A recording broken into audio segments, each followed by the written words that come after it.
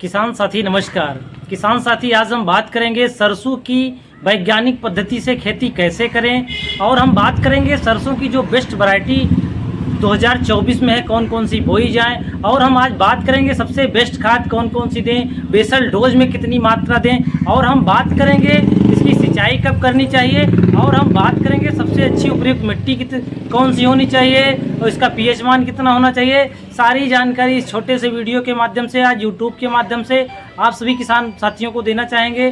किसान साथी जो इसकी बुआई का समय उसके बारे में भी जानकारी देंगे, और पहला स्प्रे कब करें उसके बारे में भी जानकारी देंगे।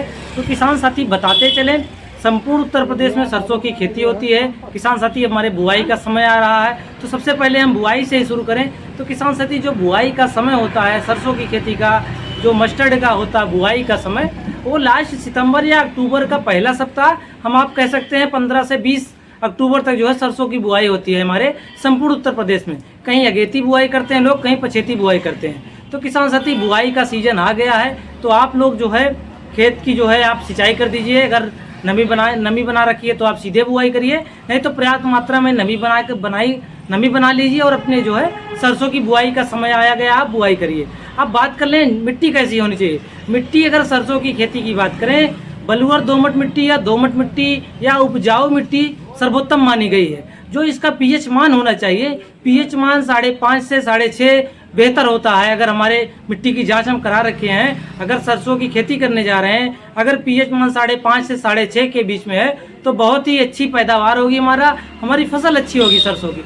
अब बात कर लें इसको बुआई कब करें, तो हो गया हमारा कि हम अक्टूबर के 10 से 15 अक्टूबर 20 अक्टूबर तक बुआई करेंगे। अब बात कर लें बुआई के समय बेसल डोज जो बहुत ही ज़रूरी होता है, किसान साथी कितनी मात्रा में उर्वरक का प्रयोग करें। तो सबसे पहले बताते चलें, अगर फास्फेटिक खाद में आपको डीएपी यानी डाई अमोनियम फास्फेट मिल रही है तो 1 बोरी प्रति एकड़ के हिसाब से आप 1 एकड़ सरसों की बुआई के लिए पर्याप्त है। वहीं अगर एनपीके 12-32-16 ले रहे हैं तो 1 बोरी एकड़ के लिए पर्याप्त है। वहीं अगर आप 20-20-0-13 ले रहे हैं तो 20-20-0-13 को भी किसान साथी जो अमोनियम फास्फेट सल्फेट होती है खाद, इसको आप 50 से 60 किलोग्राम प्रति एकड़ के हिसाब से बुआई कर सकते हैं। अब बुआई करने के लिए किसान साथी पोटास की भी आवश्यकता होती है। अगर आप एमओपी का प्रयोग कर रहे हैं तो 20 से 25 किलोग्राम प्रति एकड़ की हिसाब से आप बुआई कर सकते हैं। अगर नेचुरल पोटास जो इफ्को का आता है, अगर नेचुरल के डालना चाहते हैं तो ये 50 किलोग्राम यानी 1 बोरी प्रति एकड़ के हिसाब से पर्याप्त होता है। और बेसल डोज में जो हमारी आखिरी जुताई होती है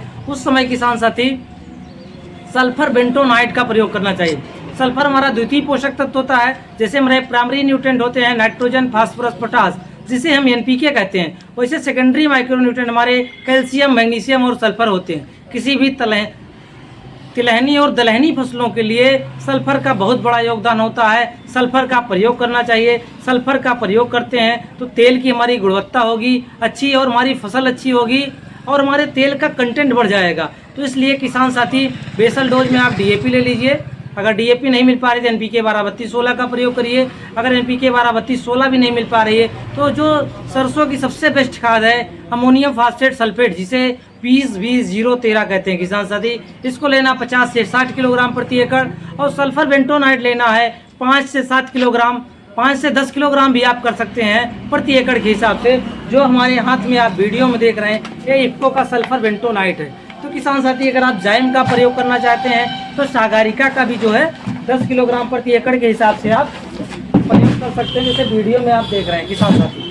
ये तो हो गया किसान साथी हमारा बेसल डोज में हमको सागारिका लेना है, सल्फर बेंटोनाइट लेना है, एनपीके 20-20-0-13 जो आती है वो लेना है, या डीएपी लेना है। कोई भी आपको फास्फेटिक खाद मिल जाए तो आप प्रयोग कर सकते हैं। अब दूसरी बात आती है किसान साथी खरपतवार नियंत्रण कैसे करें। आप सभी को बताते चलें, सरसों की जब बुआई हो, बुआई के तुरंत 0 से 2 दिन के अंदर, 3 दिन के अंदर आप पेंडामेथ्रिन का छिड़काव करें। जैसे आप वीडियो में देख रहे हैं, पेंडामेथ्रिन 1 लीटर 1 एकड़ के लिए पर्याप्त होता है, बड़े आसानी से आपको मिल जाएगा। तो किसान साथी ये प्री इमरजेंट होता है, खरपतवार को जमने से पहले रोकता है। अब बात कर लें वैरायटियाँ कौन सी 2024 में जो सबसे बेस्ट वैरायटी है, तो आप सभी को बताते चलें। जो नंबर 1 पे वैरायटी है हाइब्रिड सरसों, जिसे सारे किसान साथी परिचित होते हैं। बहुत से किसान साथियों को वैरायटियों के बारे में जानकारी होती है, बहुत से किसान साथियों को जानकारी नहीं होती। तो किसान साथी पहले अपने लोकल मार्केट में पता कर लें, जो किसान साथी ने पिछली बार लगाया है उसका फीडबैक ले लें, उस हिसाब से आप प्रजाति का चयन करें। बाकी जो वैरायटी मैं भी बताने जा रहा हूँ बहुत ही अच्छी वैरायटी है, इसका भी आप प्रयोग कर सकते हैं। सबसे पहले नंबर पे है पायनियर की वैरायटी 45 से 46। इसको आप बुआई कर सकते हैं 1 किलोग्राम प्रति एकड़ के हिसाब से बीज दर रहने वाली है। दूसरा क्रिस्टल की आती है 5222। पहले किसान साथी ये बायर नाम से आती है, अब ये क्रिस्टल नाम से आती है 5222 जो है 5222 का भी आप चयन कर सकते हैं। तीसरी आती है श्रीराम 1666, श्रीराम कंपनी की 1666 का भी आप चयन कर सकते हैं। और बहुत ही प्रचलन में बहुत ही पुरानी वैरायटी हमारी है T59, जिसे वरुणा वैरायटी कहते हैं, इसका भी आप चयन कर सकते हैं। जो हाइब्रिड प्रजाति की जो बीज दर रहने वाली है मात्र 1 किलोग्राम प्रति एकड़, अगर T59 का प्रयोग करते हैं तो 1 से 1.5 किलोग्राम प्रति एकड़ के हिसाब से बीज लगेगा आपका सरसों का। अगर महिको गोल्ड जो पीली वाली सरसों करते हैं तो महिको गोल्ड का भी आप चयन कर सकते हैं। बाकी किसान साथी अपने लोकल मार्केट में जो वैरायटियाँ चल रही हैं आप अपने क्षेत्र में पता कर लीजिए, उस हिसाब से आप खरीदारी करिए। लोकल मार्केट के हिसाब से अच्छी कंपनी का अच्छी उत्पाद आप जो है देख के खरीदारी करें, क्योंकि बीज अगर हमारा अच्छा होगा तभी हमारा उत्पादन अच्छा होगा। किसान साथी बीज अगर खरीद कर लेके आए तो बीज उपचार अवश्य करना चाहिए। बीज उपचार करने के लिए जो सबसे अच्छी दवा आती है कार्बेंडाजिम से आप जो है बीज का उपचार कर सकते हैं। इफ्को का किसान साथी यमाटो नाम से आता है, उसको किसान साथी हम थंबनेल में लगा देंगे आगे।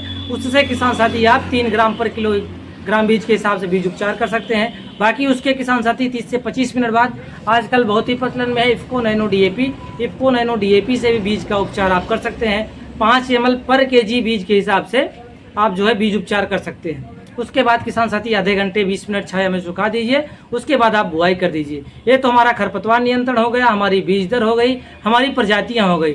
अब आती है सिंचाई। सरसों की सिंचाई कितने दिन पे करें? किसान साथी पहली सिंचाई जो सरसों की होगी लगभग 20 से 25 दिन पे पहली सिंचाई कर देनी चाहिए। उसके बाद किसान साथी सिंचाई करने के बाद हम फिर से जो है क्या करते हैं, यूरिया का प्रयोग करते हैं। यूरिया का किसान साथी अगर आप प्रयोग करते हैं वहाँ पे आप जो है यूरिया के साथ अगर बेसल डोज में डालना चाहते हैं तो सल्फर 80% WDG जो ससागे आता है इफ्को MC का, उसको 3 किलोग्राम प्रति एकड़ के हिसाब से मिला के प्रयोग कर सकते हैं। बाकी किसान साथी नैनो यूरिया प्लस का भी आप छिड़काव कर सकते हैं 2 से 4 ml पर लीटर के हिसाब से।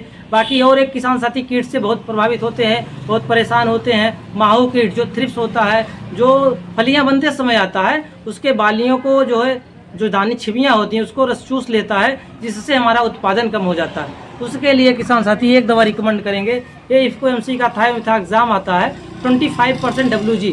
इससे किसान साथी आपका जो माहू लगता है उसका नियंत्रण होगा। इसके साथ में एक फंगिसाइड कार्बेंडाजिम प्लस मैंकोजिब कागुया नाम से आता है इफ्को MC का, दोनों मिला के अगर 1 एकड़ में छिड़काव करते हैं तो किसान साथी आपको लाभ होगा। ये किसान साथी हमने कुछ सरसों की वैरायटियाँ बताई, कुछ हमने टिप्स बताए, अगर आप इस हिसाब से प्रयोग करते हैं तो आपको बहुत ही शानदार रिजल्ट मिलेगा। किसान साथी धन्यवाद, मिलते हैं नेक्स्ट वीडियो में। धन्यवाद।